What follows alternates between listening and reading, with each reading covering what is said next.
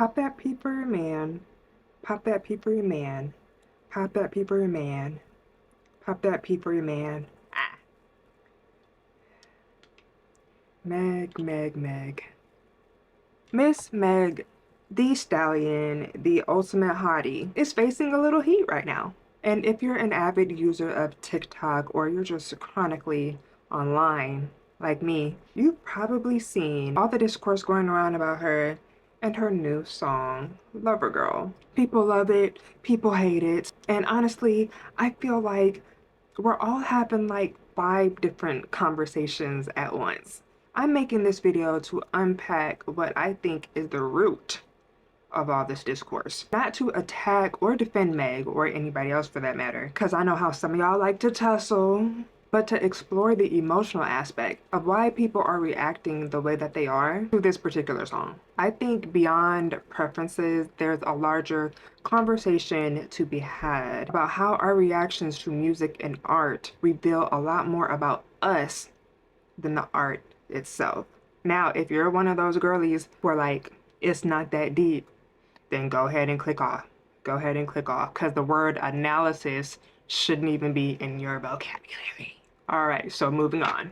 Let's set the tone first. Most of us heard the Kissing You sample on TikTok. The original artist of the song is a group from the 90s called Total. But a creator on TikTok, I lost his name, did the cutest mashup, okay? It was such a vibe, it was such a bop. Everybody was really feeling that. Super refreshing to hear. Then eventually we heard Meg come out with a little snippet on the beat.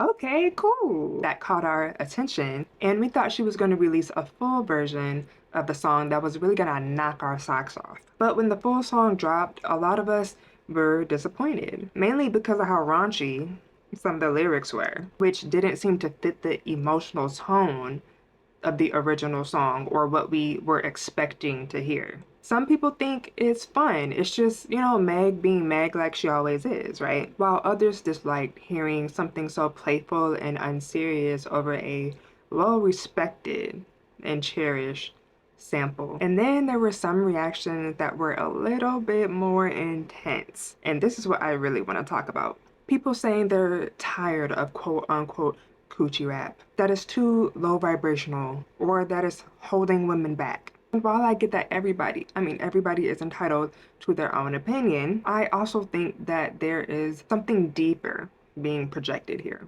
Personally, I didn't care for the song because I overly love Kissing You by Total. I grew up with my mom playing that. I have a lot of fond memories attached to it. I don't want all that hooting and hollering over my classics. It's about respecting the lineage of the artistry for the emotional texture of that song. So for Meg to rap over it felt like it should have been something special, right? Something more emotionally vulnerable that paid homage to the original tone. Something that also reflected the romantic lightheartedness of the current relationship she's in. And that's really just the creative ethics issue for me. It's not a big deal. Just wasn't my taste in that context. That said, I'm not making my distaste for that song mean anything bigger about her or about female rap as a whole. I'm not turning it into a moral statement about what women should or shouldn't rap about, because I personally don't feel like that is necessary or progressive.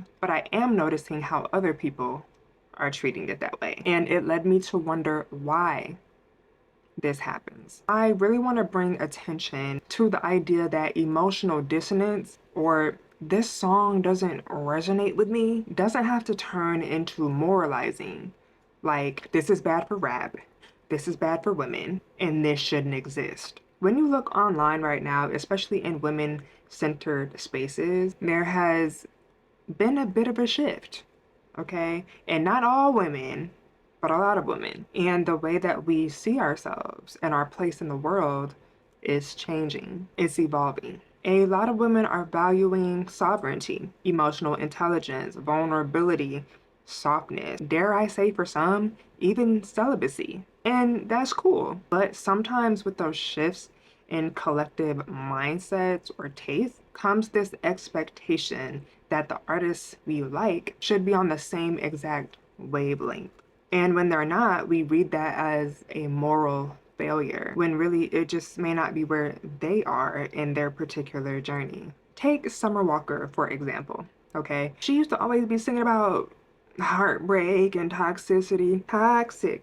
Ooh, toxic, yeah. And now she's openly talking about protecting her peace, how she's a retired lover girl. She's talking about self-worth and emotional safety. Her new mindset will probably reflect in her new music. But what if Meg is simply in a different place? What if she still enjoys making the kind of music where she's being loud about her sexuality? What if it's still authentic to her? That doesn't always mean that she's behind or so unevolved or so low vibrational, and that no one should enjoy what she makes. Maybe one day her themes will shift, or maybe they won't. Either way, I don't really think it's ours to police. We tend to crave authenticity from artists, but then condemn them when their authenticity doesn't reflect our personal growth journey. I truly think some of us are expecting something different from Meg because we're different. And we're also assuming because she's in a relationship that she's different. But it doesn't actually mean that she's changed or that she should change. One of my mutuals on TikTok, she goes by the name of KK the Great. Love her down. He mentioned that the people who are saying that Meg is only capable of producing raunchy rap are kind of ignoring how diverse Meg's real catalog is. She made a great point that even I overlooked at first. She brought up Traumazine as a deeply moving body of work. And if I recall, weren't we all just vibing to, what's that song called? Forgive me if I say this wrong. Mamushi? Weren't we all just vibing to that Watashi wa Star? Weren't we? So maybe this conversation isn't actually truly about range. Maybe it's about some of us outgrowing certain kinds of music, like hypersexual or raunchy tracks, and labeling them as bad or boring when they simply just don't fit our energy anymore. Because I'm pretty sure most of us were turning up to some of these raunchy songs just a few years ago. Tastes do change, but it doesn't have to mean that someone else is doing something wrong or that they should be crucified for doing what they've always done. And then we should consider, like, are some of us actually crucifying Meg or previous versions of ourselves that really used to love those raunchy bops? Looking at it from a broader cultural perspective, I also can't help but to notice a bit of a gender hypocrisy because we just had that Cash Money and No Limit versus battle. Everybody and their mama was vibing. There was no outrage then. Those songs are full of raunchy lyrics and have been for decades, but they're considered nostalgic and iconic. Meanwhile, female rappers tend to go through this cycle where we love their sexual confidence at first, then later condemn them for it. It happened with Lil' Kim, Trina, and now Meg. Something that was once seen as empowering all of a sudden becomes too much. Have you noticed this cycle? We tend to lean heavily into like respectability politics at certain points, and I think that's something we should be more aware of. I think all this ties back into the bigger shift in feminine expression. A lot of us are moving from one brand of sexual expression towards sovereignty, softness, and integration. And that absolutely shapes how we interpret music, understandably. But I think the key is learning to not let our emotional interpretations become moral panic. So instead of asking, oh my God, why is she still rapping like that? Maybe ask, why does this feel off for me right now? What does this mean for me and the kinds of music I should be consuming moving forward? Can we hold multiple truths? Can we recognize when something doesn't resonate anymore without overly judging the artist who made it? For me, I can admit Lovergirl is not my vibe, but I'll still dance to other Meg songs when I'm at a party. I don't consider myself a lover girl like Mariah the Scientist would consider herself to be one, but I can still enjoy her songs. I can listen to SZA sing about situationships and not take that as a reflection on my own life. All of this music has a right to exist, even when it doesn't personally resonate. I know there's a time and a place for every sound, and I can choose what I want to hear and when. The artist isn't me and I'm not the artist. And if I don't like it, I can just turn it off. That is emotional discernment. Being able to engage with art consciously without always making it into a moral judgment. Another important thing to note is maybe we overly expect artists to align with our current worldview because we are investing in them. We are purchasing their music, streaming their music, buying their merch, going to their concerts. So we expect them to put out exactly what we want them to put out, right? But is that how art and creative expression should work? Or is that just emotional projection sprinkled with a little bit of capitalism? We tend to get into this illusion of ownership, thinking an artist owes us their artistry or even their evolution, and they don't. If Meg never wanted to put out another song, she'd be well within her right.